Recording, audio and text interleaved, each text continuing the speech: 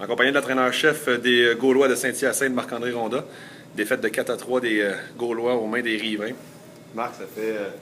Enfin, on commence par du positif. La performance d'Eliott Desnoyers, vraiment un excellent match de sa part. Oui, on le voit beaucoup dynamique, il travaille fort. Eliott, il triche dans aucune des trois zones. Puis présentement, je pense que le fait qu'il s'applique dans toutes les situations, ça lui permet d'avoir beaucoup de possession de la rondelle. Je te dirais qu'à 80% du temps, là, ses décisions sont excellentes. Ça finit avec plusieurs chances de marquer qui, malheureusement, on ne concrétise pas vraiment. Ce que j'ai surtout aimé aujourd'hui, c'est qu'on a vu qu'il a trouvé les trous aussi pour mettre des rondelles au filet, de pouvoir se servir de son lancer qui est excellent aussi. Dans les derniers matchs, on trouvait qu'il lançait pas assez souvent, mais le fait qu'il avait souvent la rondelle.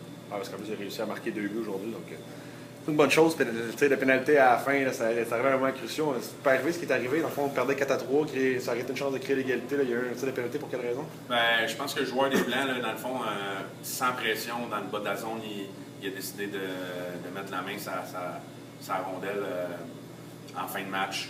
Les officiels ont décidé que c'était vraiment intentionnel, là, puisque quand il est arrivé à la rondelle, le joueur était debout, donc il n'était pas au sol. Il s'est vraiment agenouillé pour immobiliser la rondelle dans le coin de la. On parlait un peu de la défaite. Ça fait 2 matchs de suite. Là, défaite à domicile. Pas été capable de prendre une fois les devants. C'est quoi qui arrive? Le dernier match, c'était le début de match difficile. La première période avait quand même été bonne en général. C'était quoi qui faisait défaut aujourd'hui? Ben, c'est sûr que, tu sais, quand tu as les premières chances de marquer dans un match, le cliché dit qu'il faut que tu finisses par capitaliser si tu veux être récompensé. Puis, à un moment donné, ça devient, je pense, à l'occasion un petit peu difficile sur le moral, le fait d'en avoir, puis de pas être capable de mettre la rondelle derrière le filet. Je pense que leur gardien Tommy Da Silva qui a fait un excellent boulot en début de match pour ralentir un peu notre momentum. Puis je te dirais que ce qui nous a coûté le momentum, malgré le fait qu'on les a tués, ben, les punitions en fin de première période qui nous ont forcé à se défendre, disons-le, puis par la suite, ils ont pris les devants à 5 contre 5.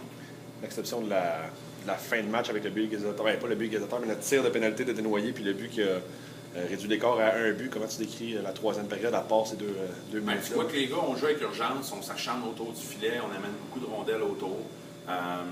Je te dirais que on était un petit peu moins positif qu'à la dernière game, probablement. Fait, on sentait les gars un petit peu frustrés, tiens le bâton un peu serré. L'énergie était bonne, l'implication physique était bonne.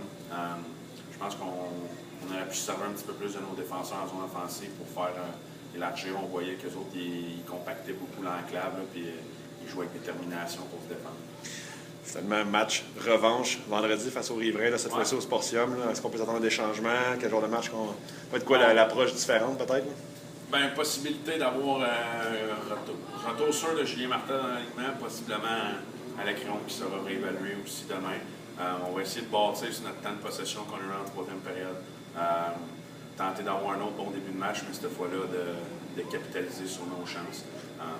Puis après ça, c'est sûr qu'on aura besoin de la part de nos 4 trios. On sait qu'on a une offensive avec beaucoup de vitesse, mais on n'a pas beaucoup de gars qui remplissent le but sur des chances, sur quelques chances de marquer. Ça prend plus de tirs que l'autre équipe, plus de chances de marquer que l'autre équipe, un petit peu plus de trafic peut-être aussi. Là, je pense qu'il y a trop de tirs de la pointe que leur gardien adverse a pu voir aujourd'hui.